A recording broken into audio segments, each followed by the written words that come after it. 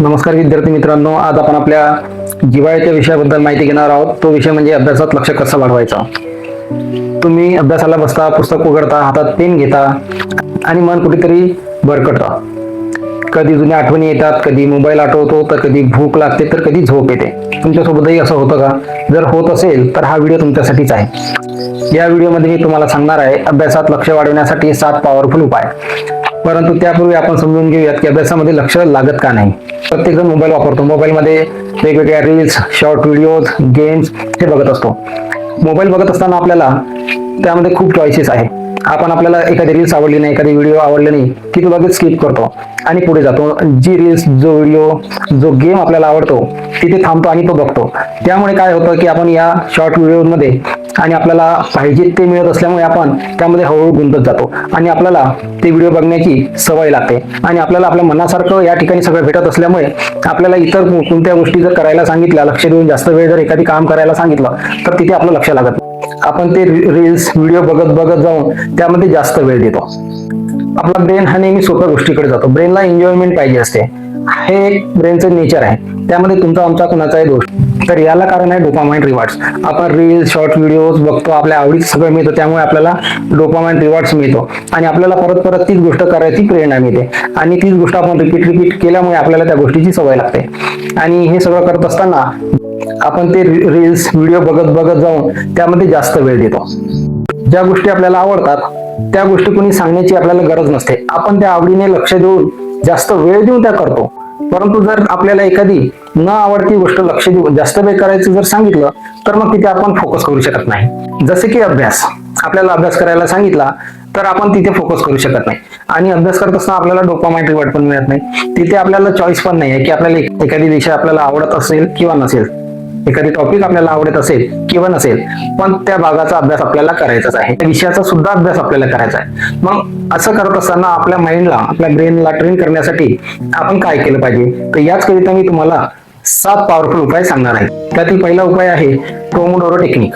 Pomodoro technique ही काय आहे, तर ही एक कार्यपद्धती आहे जे की आपल्या क्षमता आणि वेळेचं योग्य व्यवस्थापन करायचं आपल्याला शिकवते. आपण अभ्यासाला सुरुवात करीत असताना आपल्याला 5 तास 8 तास अभ्यास करीन असं म्हणायचं नाही. तर आपल्याला सुरुवातीला 25 मिनिट अभ्यास करायचा आहे आणि 5 मिनिटाचा ब्रेक घ्यायचा आहे. असं करत करत आपल्याला 4दा हे रिपिटेशन करायचे आहे आणि त्यानंतर एक मोठा 30 मिनिटाचा ब्रेक घ्यायचा आहे. आता यामुळे काय होईल की जेव्हा आपण अभ्यास करायला बसतो, आपण टार्गेट ठरवतो की मी आजपासून 5 तास अभ्यास करणार, 8 तास अभ्यास करणार आणि आपण सुरुवात करतो अभ्यास करायला, तेव्हा आपला फोकस होतो आणि फोकस न झाल्यामुळे आपल्याला अभ्यासाचा कंटाळा आहे. आपल्या मनामध्ये नैराश्याची भावना उत्पन्न होते आणि आपल्याला असं वाटते की मी अभ्यास करायचं टार्गेट ठरवलंय, मी अभ्यास करायचं ठरवतो पण मी करू शकत नाही. पण हे चुकीचं आहे. ज्यावेळी आपण अभ्यासाला सुरुवात करतो त्यावेळी आपला ग्रास्पिंग पॉवर हा कमी असतो. जसा आपण अभ्यासाला वेळ देऊ तसं आपल्याला ते वाचन केलेलं, अभ्यास केलेलं लक्षात राहायला सुरुवात होते. आपला ग्रास्पिंग पॉवर वाढायला सुरुवात होतो. आपण जर म्हटलं की मी आजपासून अभ्यास करत आहे आणि मला आजच सगळ्या गोष्टी समजल्या पाहिजे, माझी स्पीड समजण्याची खूप वाढली पाहिजे, माझी वाचनाची स्पीड वाढली पाहिजे आणि मी ज्या पद्धतीने अभ्यास करत आहे ते सर्व मला जसं तसं समजलं पाहिजे, ही मुळात अपेक्षाच करणं चुकीचं आहे. त्यामुळे आपण ही गोष्ट ऍक्सेप्ट केली पाहिजे. आपण अभ्यास करताना सुरुवातीला आपल्याला हे सगळे प्रॉब्लेम येणार आहेत, आपल्यासोबत हे सगळं घडणार आहे आणि आपण या गोष्टीला फेस करणार आहोत. आता जेव्हा आपण अभ्यास करतो त्यावेळी असं म्हणायचं नाही की हे सगळं माझ्यासोबतच होत आहे, मी एकटाच अभ्यास करताना या सगळ्या प्रॉब्लेमला फेस करताय. कारण जो कोणी अभ्यासाला सुरुवात करतो त्या व्यक्तीला, त्या विद्यार्थ्याला थोडाफार का होईना या सगळ्या प्रोसेस मधून जावं लागतं. या सगळ्या गोष्टी त्या व्यक्तीसोबत घडू शकतात आणि घडतात. त्यामुळे आपल्याला काळजी करण्याची आवश्यकता नाही आहे की मी जे ठरवलं ते होत नाहीये, ते होणार आहे. आपल्याला वेळ द्यायचा आणि हे सगळे येणारे प्रॉब्लेम फेस करण्यासाठी आपल्याला पोमोडोरो टेक्निकचा वापर करायचा आहे. पोमोडोरो टेक्निक आपण अभ्यासाच्या सुरुवातीला वापरायला सुरुवात केली तर आपण आपलं अभ्यासाचं टार्गेट पण छोटं राहणार, कारण आपण अभ्यासाची विभागणी ही छोट्या छोट्या टप्प्यामध्ये करणार आहोत आणि असं केल्यामुळे आपल्याला थोडा वेळ लक्ष केंद्रित करायचं असल्यामुळे आपण त्यामध्ये तेवढा वेळही सहजतेने देऊ शकतो. आपलं लक्षही केंद्रित व्हायला मदत होते आणि छोट्या छोट्या टप्प्यामध्ये आपण अभ्यासाचं विभाजन केलं त्यामुळे आपल्याला अभ्यास करायलाही कंटाळा येत नाही. थोडा वेळ अभ्यास केला, 25 मिनिट अभ्यास केला की आपण 5 मिनिटाचा ब्रेक घेत असतो. परत आपण 25 मिनिट अभ्यास करणार आणि 5 मिनिटाचा ब्रेक घेणार आहोत. त्यामुळे आपल्या माइंडला हे माहिती असते की आपल्याला हे काम सध्या थोडा वेळच करायचं आहे आणि थोडं थोडं म्हणत आपल्या अभ्यासामध्ये सुधारणा होत जाते. हळूहळू आपण जसा वेळ देऊ तसं तसं आपल्याला वाचलेलं लक्षात यायला लागते, तो टॉपिक समजायला लागतो आणि अभ्यासामध्ये गोडी निर्माण व्हायला लागते. आणि एकदा की अभ्यासामध्ये गोडी निर्माण झाली, आवड निर्माण व्हायला लागली की आपला अभ्यासाचा वेळ हळूहळू वाढत जातो आणि अभ्यास वाढत गेल्यामुळे आपली ग्रास्पिंग पॉवर पण आपली वाढत जाते. त्यामुळे आपली अभ्यासाची स्पीडही वाढते, आपला अभ्यासही वाढतो आणि आपल्याला सगळ्या गोष्टी समजायला सोपं जायला मदत होते. त्यामुळे ही पोमोडोरो टेक्निक प्रत्येक विद्यार्थ्यांनी अभ्यासाच्या सुरुवातीला वापरावी आणि नंतर आपण ठरवलेलं जे 5 तास अभ्यास करायचं उद्दिष्ट आहे, 8 तास अभ्यास करायचं जे टार्गेट आहे आपलं, ते त्या वेळेपर्यंत आपण सहजतेने पोहोचू शकतो. त्यामुळे मी सुरुवातीला 5 तास अभ्यास करणार, 8 तास अभ्यास करणार असे न ठरवता आपण पोमोडोरो टेक्निकचा वापर करून सुरुवातीला छोट्या छोट्या टप्प्यामध्ये अभ्यासाला सुरुवात करून या पद्धतीचा वापर करून चांगल्या पद्धतीने आपण अभ्यासामध्ये प्रगती करू शकतो. जसे की आपल्याला सायकल चालवायचं आहे, तर सायकल चालवताना आपल्याला लगेच सेकंदामध्ये त्याची स्पीड वाढत नाही. आपण हळूहळू एक एक पायडल मारत त्याची स्पीड वाढवत जातो आणि एकदा की तिने स्पीड पकडली, फोर्स लावण्याची गरज पडत नाही आणि सायकल ही वेगाने पळते.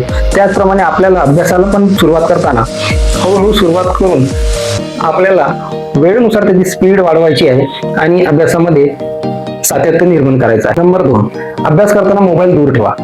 अभ्यास करताना मोबाईल दूर ठेवा म्हणजे आपल्या बाजूला ठेवायचा नाहीये, तर तो दुसऱ्या रूम मध्ये ठेवायचा आहे. आपण अभ्यास करताना आपल्या काही अंतरावरच जर मोबाईल ठेवलाय, आपण अभ्यास करताना आपलं लक्ष सतत त्या मोबाईलकडे जाऊ शकतो. मोबाईल मध्ये आलेला एखादी मेसेज, एखादी नोटिफिकेशन आपलं पूर्ण लक्ष त्या मोबाईलकडे वळवू शकतं. त्यामुळे अभ्यास करताना मोबाईल हा नोटिफिकेशन ऑफ करून, सायलेंट करून हा दुसऱ्या रूम मध्ये ठेवावा. नंबर 3, अभ्यासाची जागा आणि वातावरण.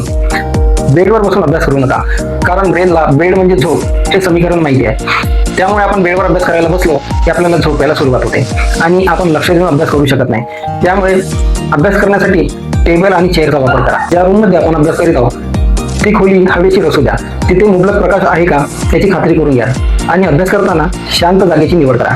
वातावरण बदललं की अभ्यासात आपोआप लक्ष लागतात. नंबर 4, ब्रेनला अभ्यासासाठी रेडी करा. आता ब्रेनला अभ्यासासाठी रेडी करायचं म्हणजे काय करायचं, तर ज्याप्रमाणे शेतकरी पेरणी करायच्या आधी शेतीची मशागत करतो, तिला सुपीक बनवतो आणि त्यानंतर तो त्यामध्ये बी पेरतो, पेरणी करतो आणि असं केल्यामुळे त्या शेतीमध्ये चांगलं पीक येतं. त्याप्रमाणे आपण अभ्यासाला बसायच्या आधी आपल्या माइंडमध्ये काही विचार असेल, आपल्या मनामध्ये विचारांचा गोंधळ असेल, तर आपण एक पेन आणि कागद घेऊन ते विचार एखाद्या कागदावर लिहून काढले पाहिजे. यामुळे आपला जो वैचारिक गोंधळ आहे तो शांत होईल, मन शांत होईल आणि त्यामुळे आपण अभ्यासावर चांगल्या पद्धतीने लक्ष केंद्रित करू शकू. आपल्या डोक्यात सुरू झालेले हे विचार नेमके कुठून सुरू झाले या मुळापर्यंत पोहोचता येते आणि आपल्याला त्या प्रश्नाची उत्तर मिळाली की ते विचार थांबतात. त्यामुळे आपलं मन शांत होतं आणि आपण अभ्यासावर चांगल्या पद्धतीने लक्ष केंद्रित करू. अभ्यासाला बसण्यापूर्वी थोडं 5 ते 6 वेळा डीप ब्रीथिंग करा. थोडं थंड पाणी प्या. आपले शरीर हे पंचतत्वांनी बनलेलं आहे आणि त्यापैकी पाणी हा एक महत्वाचा भाग आहे. त्यामुळे आपलं शरीर पाण्याच्या संपर्कात आलं की आपल्या शरीराला आणि मनाला ताजगी येते, मनामध्ये उत्साह निर्माण होतो आणि फ्रेशनेस फील होते. आपल्याला थोडे हातपाय स्ट्रेच करा, ज्यामुळे आपले हातपाय मोकळे होईल आणि आपल्याला आलेला आळस आपल्याला घालवायला मदत होईल आणि आपण अभ्यासावर चांगल्या पद्धतीने लक्ष केंद्रित करू शकतो. नंबर 5, ऍक्टिव्ह स्टडी करा. आता ऍक्टिव्ह स्टडी करणे म्हणजे काय, बरेच जण फक्त वाचतात आणि मग विसरतात. असं का होतं, कारण पॅसिव्ह रिडिंग मध्ये ब्रेन झोपतो. मग काय करायचे, तर जो भाग आपण अभ्यासत आहोत त्यावर स्वतःला प्रश्न विचारा की मी जो भाग अभ्यास करीत आहे, वाचत आहे, यामध्ये कशाबद्दल माहिती दिलेली आहे ते पॉईंट तुम्ही शोधून काढा आणि त्यासाठी एक कीवर्ड तयार करा. काही 2-3 शब्द किंवा एखादी ओळ लिहून काढा. त्यामुळे काय होईल की जो भाग आपण वाचन करीत आहोत, अभ्यास करीत आहोत, तो लक्षात ठेवायला आपल्याला मदत होईल आणि आपल्याला काही पॉईंट्स मिळाल्यामुळे ते पॉईंटचं आपण रिपिटेशन करून ते चांगल्या पद्धतीने अभ्यासून लक्षात ठेवल्यामुळे ते पॉईंट आपल्याला आठवले की त्या मागचा संपूर्ण भाग आपल्याला आठवायला मदत होईल आणि असं केल्यामुळे आपला अभ्यास जास्त परिणामकारक व्हायला आपल्याला मदत होते. कठीण विषयाकरिता माइंड मॅप तयार करा. जसे की आपण विज्ञान या विषयातील पेशी, सेल्स हा भाग अभ्यासत आहोत, तर पेशी म्हणजे काय, त्याचे प्रकार कोणते, पेशीची कार्य काय आहेत, पेशीचा शोध कोणी लावला, या प्रकारची आपण एखादी ट्री डायग्राम तयार केली तर त्या भागाचा संपूर्ण विषय आपल्या डोळ्यासमोर असल्यामुळे आपल्या माइंडला समजायला सोपं जातं आणि आपल्याला समजायला सोपं झालं की अभ्यासामध्ये आवड निर्माण होते. आणि अभ्यासामध्ये आवड निर्माण झाली की आपल्याला अभ्यास करायला बस ही सांगण्याची गरज पडत नाही आणि त्यामुळे कठीण भाग सोप्या पद्धतीने समजायला मदत होते आणि आपल्याला अभ्यासातला कठीण भाग सोप्या पद्धतीने समजायला लागला की अभ्यासामध्ये आवड निर्माण होते आणि अभ्यासामध्ये आवड निर्माण झाली की आपला वेळ हळूहळू वाढत जातो. त्यामुळे या अशा कठीण विषयाकरिता स्वतःच्या पद्धतीने माइंड मॅप तयार करा. नंबर 6, झोप आणि खाणे. आपण किती तास झोपलो यापेक्षा आपली झोप कशी झाली हे महत्वाचं आहे. आपली जर चांगली झोप झाली तर आपला ब्रेन शार्प होतो, अभ्यासासाठी तयार होतो आणि पूर्ण झोप घेतल्यानंतर आपण अभ्यास केला तर तो अभ्यास जास्त परिणामकारक होतो. आपण रात्री जास्त वेळ स्क्रीन समोर असल्यामुळे आपला ब्रेन थकतो आणि त्याच्या डोळ्यावर पण परिणाम होतो आणि आपला ब्रेन थकल्यामुळे आपण कुठल्याही गोष्टीवर चांगल्या पद्धतीने लक्ष केंद्रित करू शकत नाही. त्यामुळे आपल्या ब्रेनला शार्प ठेवण्यासाठी झोप व्यवस्थित घ्या. तसेच खाण्याकडे लक्ष ठेवा. अभ्यासाच्या वेळी गोड, तेलकट पदार्थ, मसालेदार पदार्थ खाणं टाळा. तसेच जंक फूड खाण्याचे टाळा. यामुळे सुस्ती येते आणि आपलं कॉन्सन्ट्रेशन कमी होतं. त्यामुळे आपण अभ्यासाच्या वेळी हे पदार्थ खाण्याचे टाळले पाहिजे. नंबर 7, सकाळी लवकर उठण्याची सवय लावा. सकाळी उठण्याची सवय लावल्यामुळे मन प्रसन्न राहायला मदत होते आणि शरीरामध्ये उत्साह वाढतो. तसेच सकाळी 5 ते 9 हा ब्रेनचा गोल्डन टाइम असल्यामुळे या वेळेत जर आपण अभ्यास केला तर तो अभ्यास जास्त परिणामकारक होतो. सकाळी उठणे हे मानसिक आरोग्य आणि शारीरिक आरोग्याकरिता सुद्धा खूप फायद्याचे आहे. तेव्हा सकाळी उठण्याकरिता रात्री लवकर झोपण्याची सवय लावा.